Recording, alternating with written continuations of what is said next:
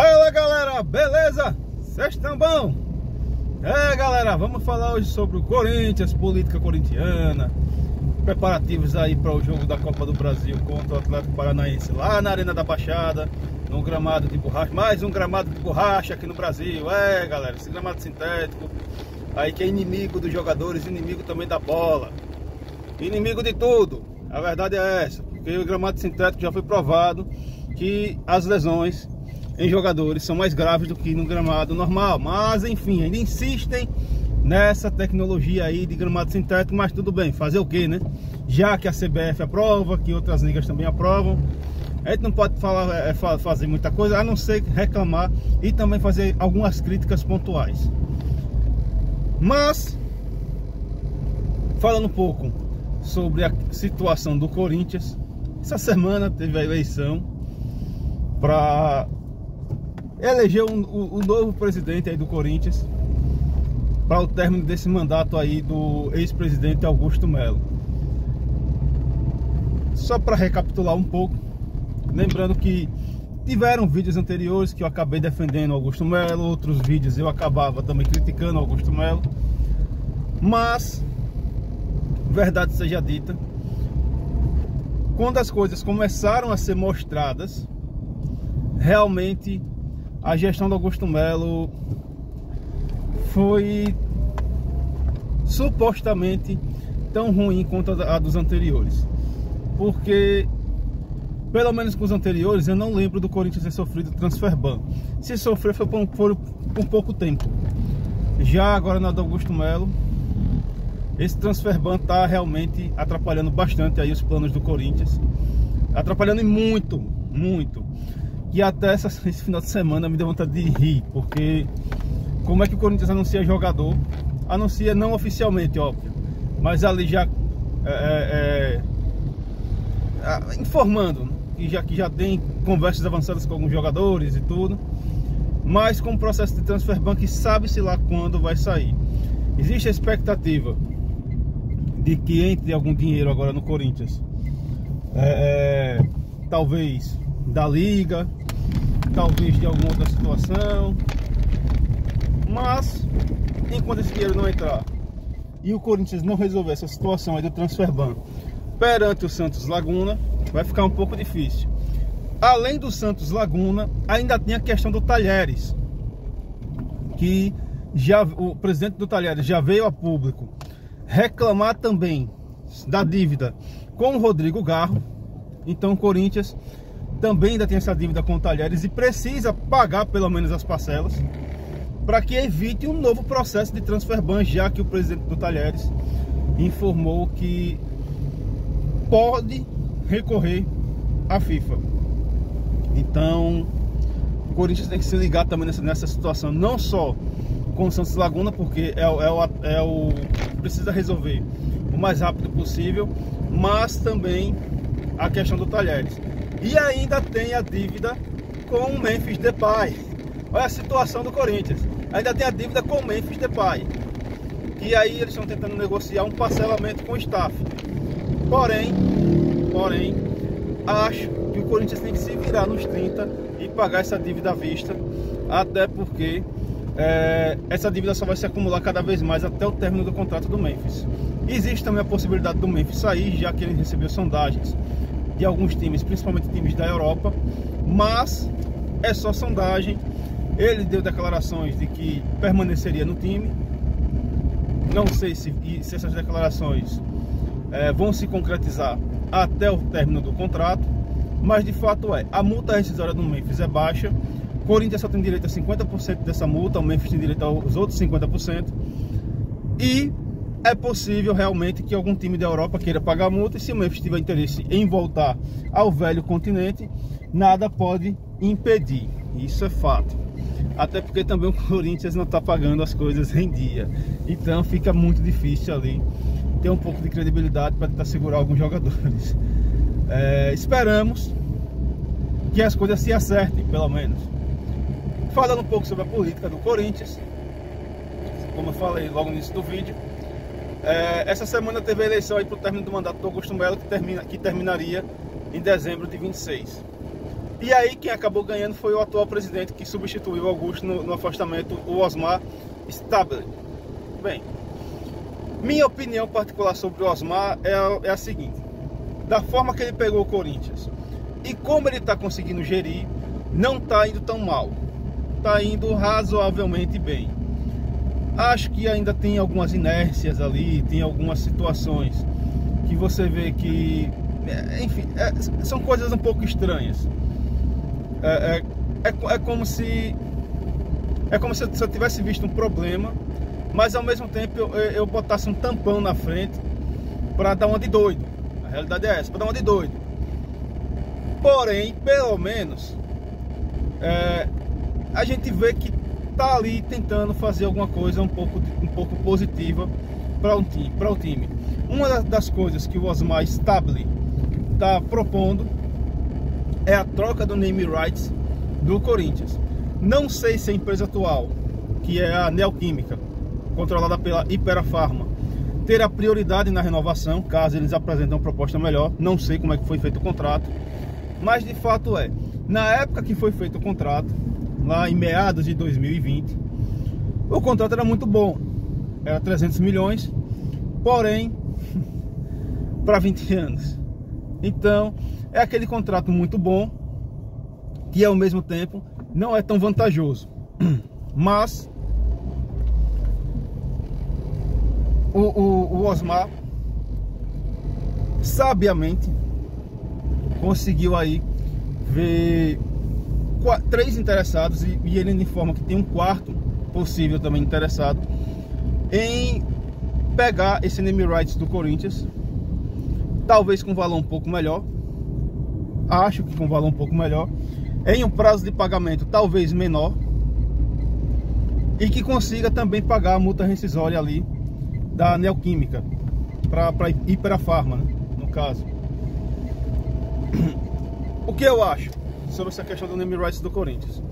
Acho que o Osmar Stabile deveria receber propostas de empresas que tenham interesse em quitar a arena e usar isso aí, usar no caso o name rights por um prazo determinado, mas que já chegue na Caixa Econômica e já quite a arena para poder se livrar de um problema aí que já vem durando vários e vários anos, porque queira se ou não, ali é uma dívida que não sabemos realmente quando será quitada. A realidade é essa, já que só aumenta cada vez mais e aumenta ano após ano. A torcida tentou fazer aquela campanha do Doe Arena. No início foi uma campanha muito boa, começou realmente recebendo bons fundos, né? As pessoas realmente doavam bastante, mas de uns tempos para cá as doações caíram bastante e era previsto que isso acontecesse.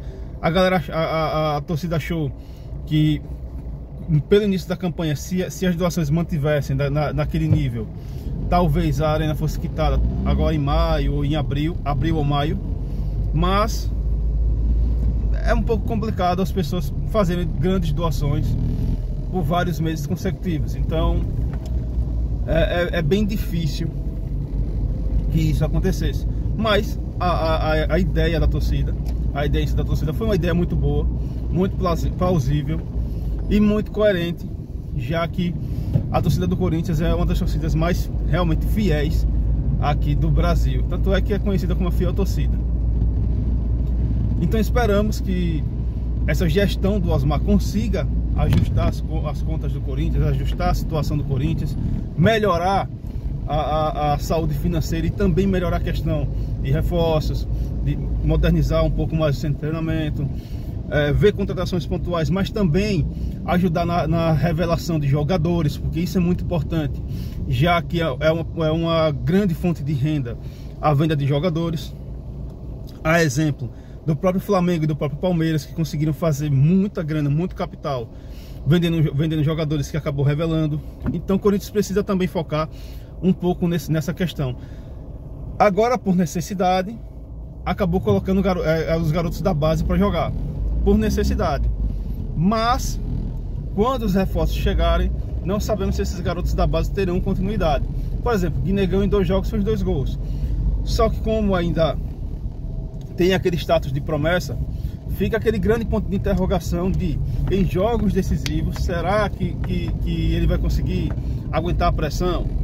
Tem toda uma situação que envolve a revelação de jogadores, o uso de garotos da base, porque, como por exemplo, o Matheus Donelli, nos jogos de estreia, jogou muito bem.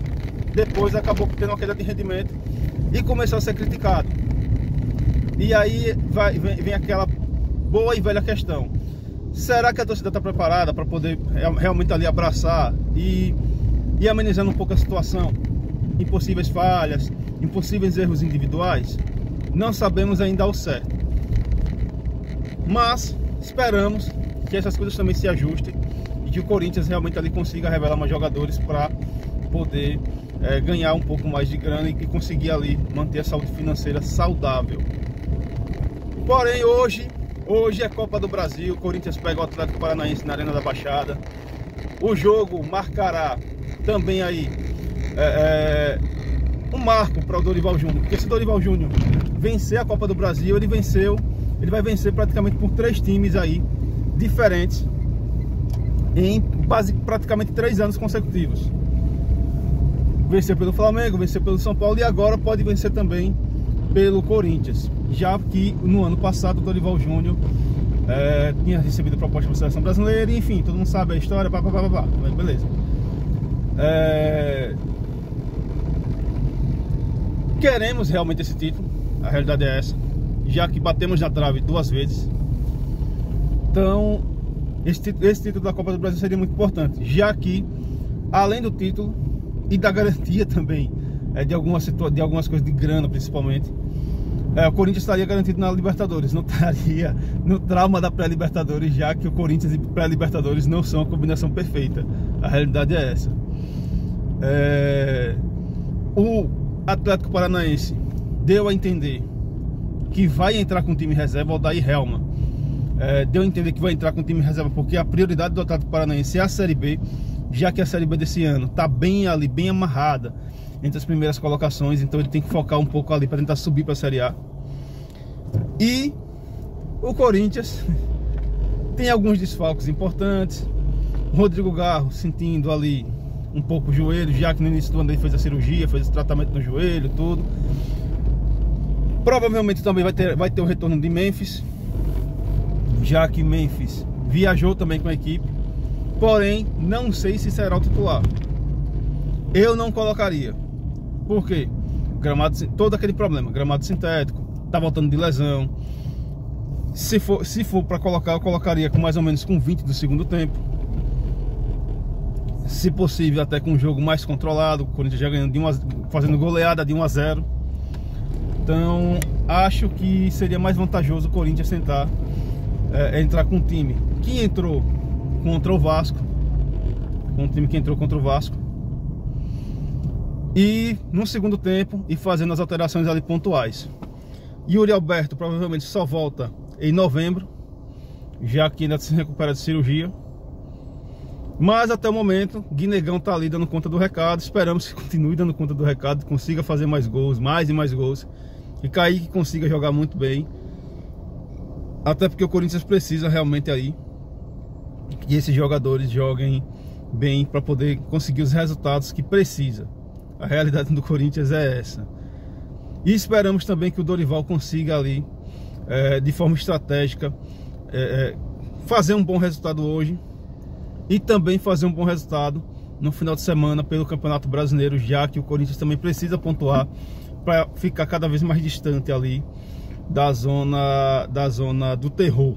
A realidade é essa, que a zona do terror, ninguém quer chegar próximo dessa zona. E é isso, galera, espero que tenham gostado do vídeo. Não se esqueça de se inscreverem aqui no canal Everaldo Lucas Oficial, dar aquele likezinho muito massa, compartilhar com seus brothers e suas sisters, e também não se esqueça de me seguirem lá no Instagram, tá o link aqui na descrição. E valeu!